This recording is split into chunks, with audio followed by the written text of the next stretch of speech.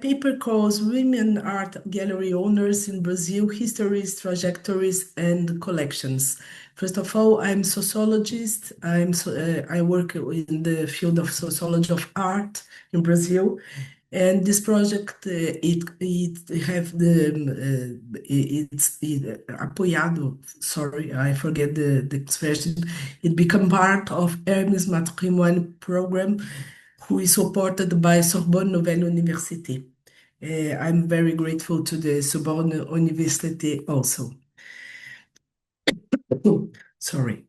In the last 5 decades, since the publication of Linda Nochling's famous essay entitled Why Have There Been No Great Women Artists in 1971, studies on the presence of women in art history have increased considerably. Since then, several productions and trajectories of artists have been brought to light. Many of them, which had previously been overlooked, have been revisited via research, publications, exhibitions. However, other significant agents for the functioning of art system received less attention. I'm referring to a whole series of cultural mediators, such as critics, curators, producers, and especially gallery owners, who alongside the artists were essential for artistic production to be conducted as such in front of their audiences. One of the most significant premises now I'm trying to move. No, I'm sorry, I'm trying to move here. Okay. One of the most significant premises and contributions of the sociology of contemporary art concerns the notion that artistic creation is the product of collective work. It's present under different prisms in the perspectives of world of art, defended by Howard Becker, art fields by Pierre Bourdieu, and art regimes by Nathalie Hennig. Concepts that, although they are not synonymous and carry with them somewhat different methodological proposals, agree on the idea that between the production of work and its realization in front of audiences, a series of agents are necessary, which in general tend to be less recognized. In the text of Nathalie Hennig, she's saying that the cultural mediators, they become transparent in this collective work of art. This project is aligned with contemporary studies in sociology of art that aim to recognize and understand the agents of cultural mediators in the art system, in particular paying attention to the role played by women gallery owners. It's part of a larger project in partnership with Sorbonne Nouvelle Université entitled Hermes Matrimônio, which is dedicated to the study of invisible female heritage. The emergence of gallery and gallery owners in a historical perspective. Art galleries are a relatively recent institution in the process of autonomization of artistic field. They are responsible by 3 fundamental functions: exhibition, legitimation, and commercialization of works. If they emerge in Paris as significant agents for the structuring of modern art in the mid-19th century, in Brazil, it would occur only a century later, as you can see in the pictures. It was just in the late 40s that the first gallery entirely based on modernist principles was inaugurated, the Domus Gallery, founded in 1947 by the Italian immigrant couple Anna Maria Fiocca and Pasquale Fiocca. In 1958, she started to manage in São Luís Gallery. Note that from the beginning, therefore, the art market has had a female figure in the forefront, a fact rarely noticed. I'm so sorry for my health. In the most central years for the structuring of Brazilian artistic market, the 60s and the 70s, the female presence was very expressive. The newspaper Folha de São Paulo in 1976 published an article entitled Arte 76 sob o poder feminino, Art 76 under the feminine power, in which they pointed out the protagonism of some feminine names.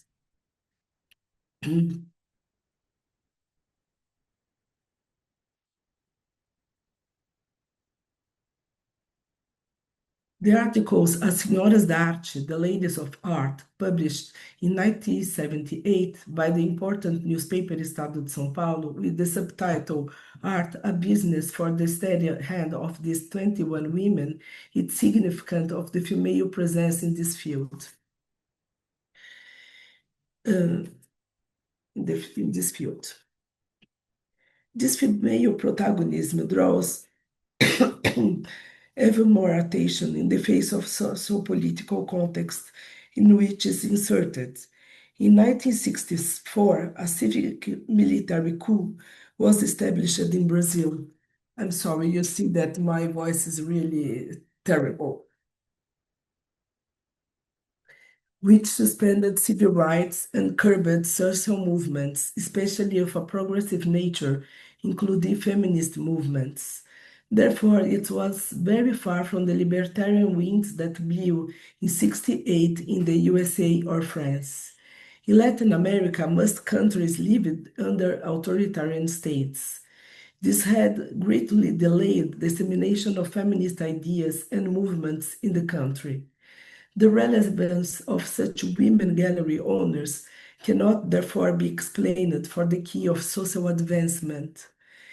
It is rather a challenge or ever contradiction to the way in which social, cultural, and art history has been analyzing the relations between art and gender in Brazil during this period, from the perspective of non-recognition, obstacle, or resistance of women. In fact, the presence of women in the position of command of the artistic system has been mentioned until now only by one author, the sociologist José Carlos Duran, which pointed out that in 78, among 21 main galleries operating in the country, 16 were directed by women. This means 70% or two-thirds of the positions, which, to give an idea, is exactly the inverse proportion of what happens in France, according to the studies of Julie Verlaine, where one-third of the galleries are headed by women. However, most of the women Brazilian galleries are unknown today.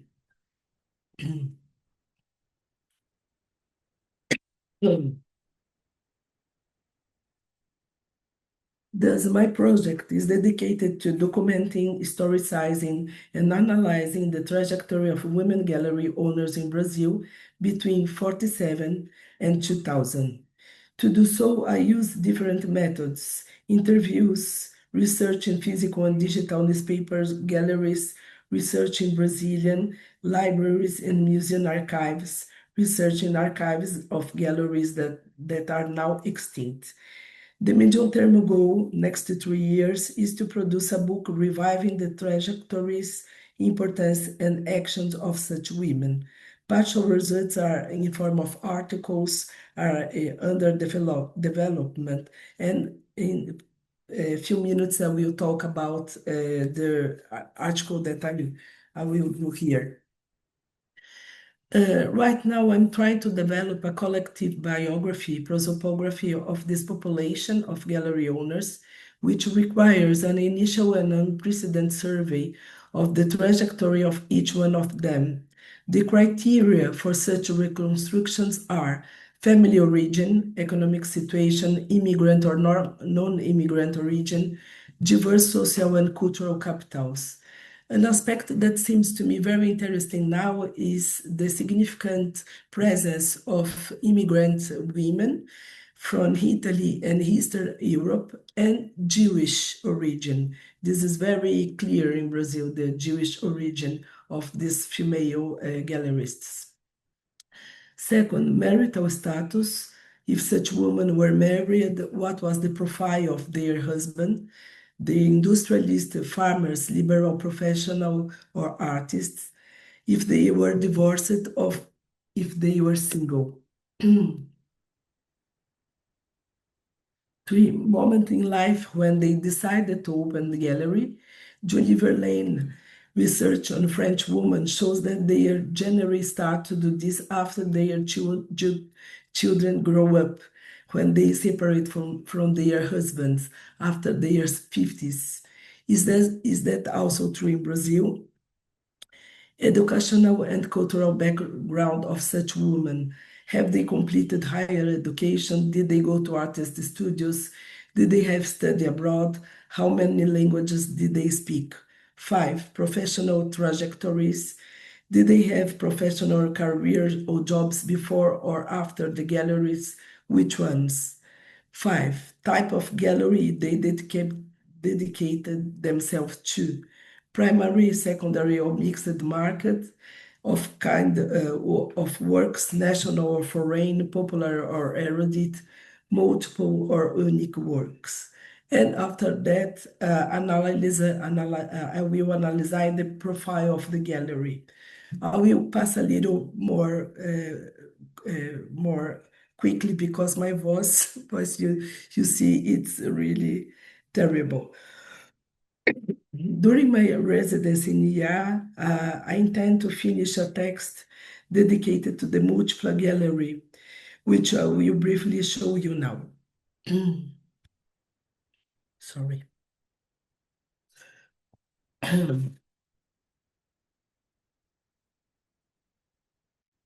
The Multiple Gallery was inaugurated in 1972 under the direction of Teresa Lazar, an Argentine artist, and the writer and actress Edla Van Steen, who remained in the business only until 1977.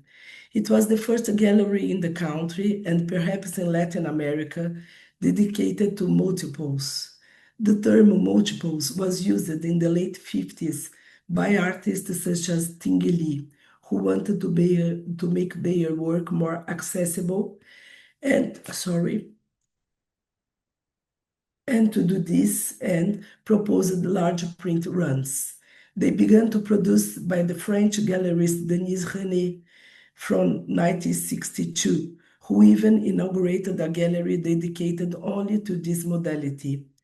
In a letter to Walter Zanini, you can see here, whoever director of Museum of Contemporary Art of São Paulo, the directors of Multipla recognized the maternity of the idea of multiples in the figure of Denise René, a very well-known gallerist in France. Thus, a first idea of the text is to reconstruct the intense aesthetic debates around the arrival of multiples in Brazil, defended by some critics and gallery owners as vectors for the democratization of access to art by specific audiences. The reproducible character would imply a reduction in the costs of works, which would enable an expansion of consumers collectors, something even more important in an unequal country such as Brazil. I like to stress that this is a model inaugurated by a French woman who owns a gallery and transplanted to my country by two other female gallery owners. The second dimension to be addressed in the article concerns the analysis of the profile of the gallerist Teresa Nazar. She oversaw the enterprise between 1972 until her death in 2001. Teresa was a plastic artist, painter, including muralist of Argentine origin. She went to Brazil in 1961, do a scholarship with the objective to stay for 1 year. Then she met Nicholas Vlavianus You can see the boat in the middle, a Greek sculptor who had gone to the country to participate in the São Paulo Biennial, and that Epstein. He became an exponent in national sculpture. They got married in 65, and in 72, with two young children, Teresa decided to open the gallery with a view to having a job to enable more stable financial returns. I intend to analyze the way in which the affective and conjugal partnership with Flavianus was fundamental to investment and success of the enterprise. Even I also point out the asymmetrical places reserved for women. The fact that he had a consolidated name, especially in the 70s, led her to give up her artistic career and assume a backstage position in the artistic field. Thus, the final text of the internship at the IA intends to build one of the chapters of an untold history of the role that several women had in the structuring of the contemporary artistic system in Brazil, based on function of gallery owners. This, despite being recognized and essential to artistic ecosystem, tends to be neglected by historiography. The multiple gallery is a crucial chapter in the circulation of models from France to Brazil based on female mediators. Teresa Nazar case study is also indicative of a kind of trajectory possible for women gallery owners, that of artists, wife of other artists, who give up their initial registration, negotiation their participation for other places and positions. And thank you. And now a picture of the contemporary team of gallerists, most important gallerists in Brazil. And as you can see, the women are really very preeminent in this field in Brazil. It's not in all the fields, but this is something very unique, I think. Thank you very much. And I'm so sorry for my voice. Thank you very much, Anna. You don't have to feel sorry for your voice, and it's really great that you managed to join, even though you were unwell. A fascinating presentation, and the great thing at the Paris Institute is that you bring together people who apparently work on very different things, but suddenly some interesting analogies emerge and possibilities for communication. I was so interested at what you described as a backstage, and the position of these galleries in the ecosystem. And it's interesting how a professional role, which is apparently technical but absolutely essential, emerges, and here is taken by some participants who were maybe pushed out of the front stage or had more difficulties to be in there. And the connection I see here, and especially with what Natalie has been saying, is that this is the notion of curation and edition, right? And so this reminds us in this case too, I mean, what makes the value of art is not just sort of the object. It's the way that object has been pushed into a system and value created, and that's connecting the primary producers, artists, to potential users. And this is where the value is created. That's making the connection, and that's creating transaction costs, but also creating a structure and the market in a value chain rather than market, I would say. And so it's exactly the same problem as we have with the primary producers of data, and the role in the curation of the system and actually transforming what is raw data in potential information, right? There's something that has value and that has to be continuously curated. And so I was really interested in maybe your work focusing, of course, on history, but especially with this case study on what actually creates the value, at that stage from what is potentially, I mean, we know, and and we know from the art world's work that you mentioned that the way value is created is really by its insertion in the system. It has no value per se in the beginning. So, is this something that you will be showing in the work that you do here with our colleagues at Sorbonne Nouvelle? Thank you very much for the question. It's very interesting. Yes, I think that the role is exactly this. The gallerists, they have to promote the artists, they have to create the arts, the name, the fame. Nowadays, the fame is very important with the name. And for this, they use a lot of strategies as the marketing strategies and also the cultural, of course, strategies. And one thing that's I think that's very interesting to discuss with the perspective of Bourdieu, for example, it's the artistic field, a collective production of the role of the artist as a genius. So, in general, we know the artist, we know the work of art that they do, but we don't know all the serial of negotiation and mediation have that have been necessary to product the myth of artists. And in some way, I think that in general, the history of art is not so interested in understand the role of these mediators because that put in cause the love from the artist. You understand the myth of the artist. This is a point. Another point that I would like to agree, and I think that have points in common with the other seminars, is that nowadays we have platforms in the artistic system, in a global artistic system, to that evaluate and classify, make a global hierarchization of the artists. And these platforms, they work with algorithm and with logical of algorithm, and they are very important in the global system, including the economical global system of art.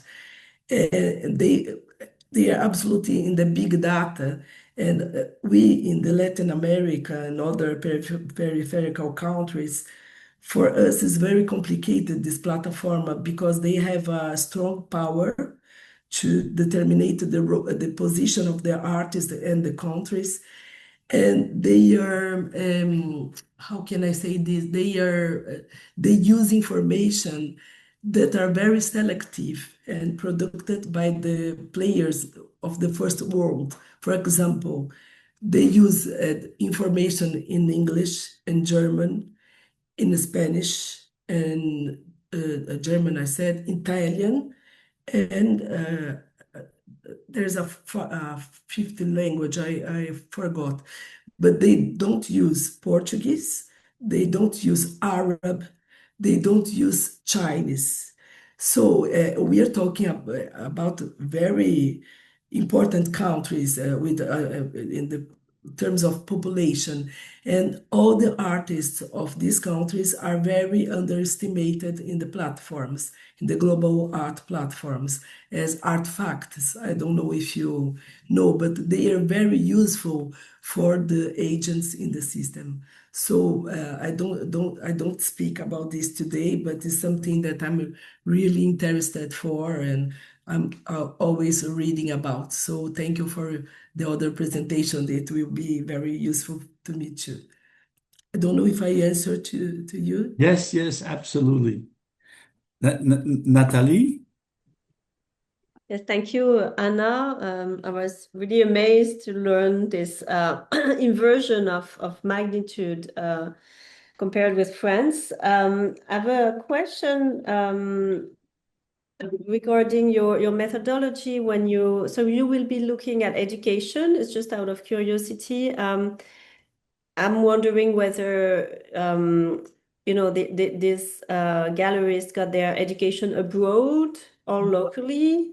And also, because it's also amazing to see that it's sustained. It's not just a moment in time, but today, as you showed at the end of your presentation, it's still the case that a lot of women are still involved actively. So I'm wondering about how, career motivation was sustained and transmitted over the generation.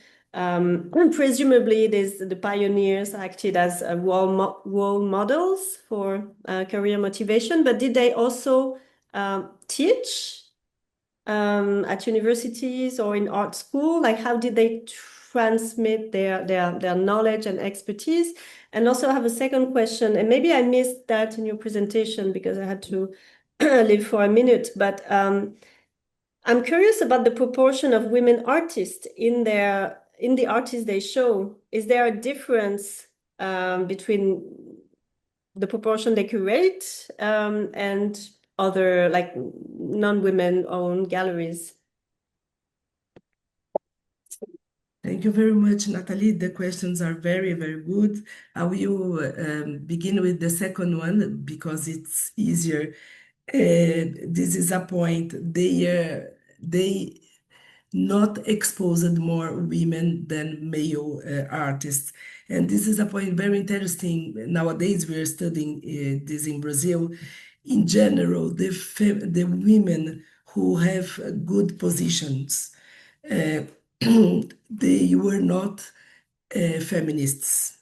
They rejected the feminism in this generation. What's the opposite?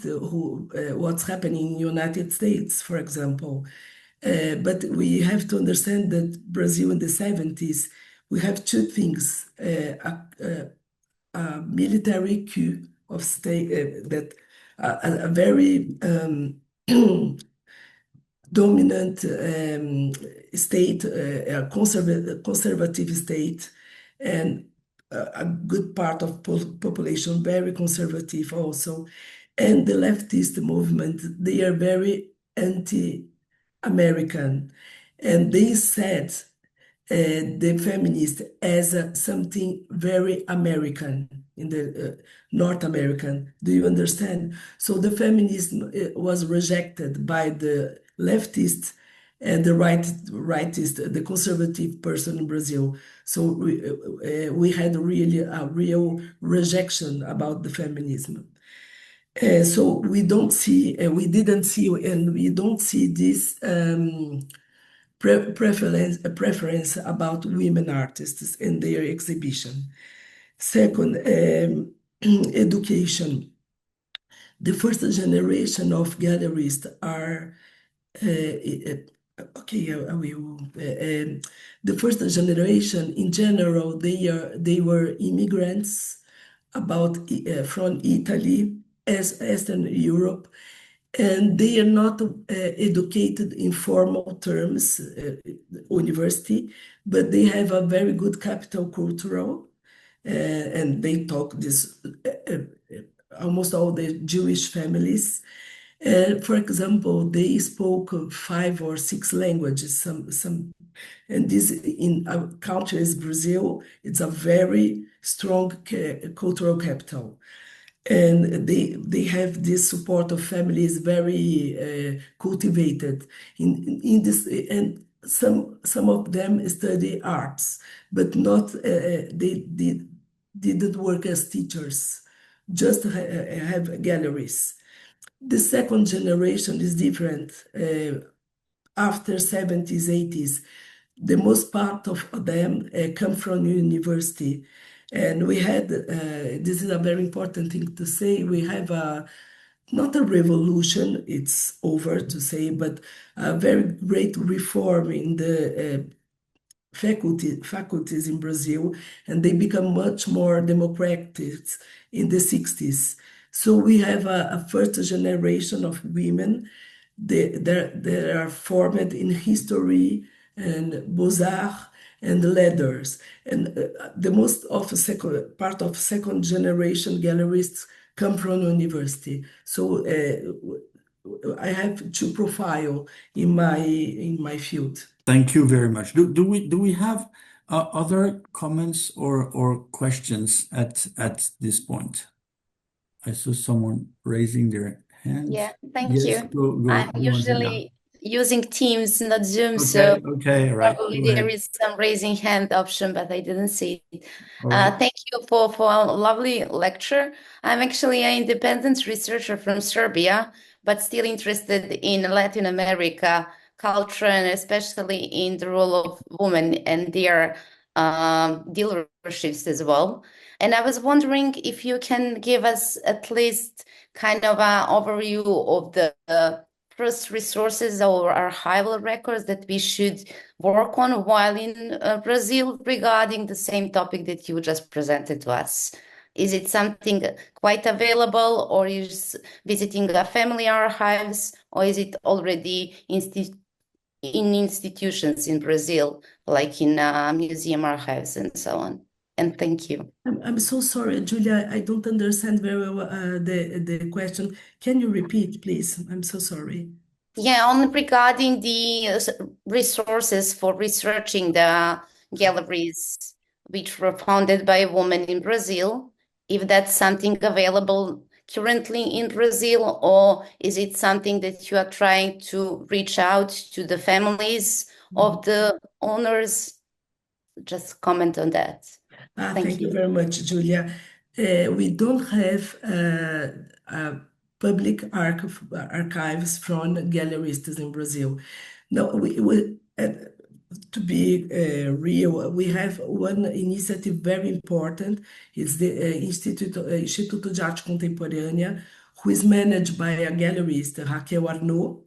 And it's a very important institute. It's the end of my research because in this case, this gallery have the public archives, but in the other cases, they are until now with the families, and I'm searching each family to have the access. But one thing is good. Once is something nothing studied at all, the families are very happy to give me the archives and open archives to the research. I have to say this because it's not with the artists, it's not the same thing. Some kinds they are not so happy to open the archives because I don't know a lot of things. But in this case, I'm making the archives from my research. But I love to do this, and in Brazil, I work in an Institute of Archives at the University of São Paulo, Instituto de Estudos Brasileiros, Institute of Brazilian Studies. So a goal of my research is in the end of process to do an archive in my institution, to build an archive for other researchers, for students, and to the future.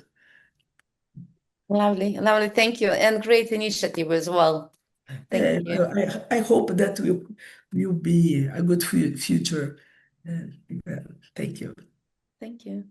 Thank you very much. We've now reached the end of what is the time given to us, and I know lunch has just been served, and I know your impatience to go and see what Pierre has invented for us today. Anna, many thanks to you. Many thanks to our speakers today and also yesterday. And so this is actually the last webinar of this academic year, but we will start again in next September. So just please follow on the website. And on this note, I thank you again, all of you, and wish you a great afternoon and a great weekend. And enjoy.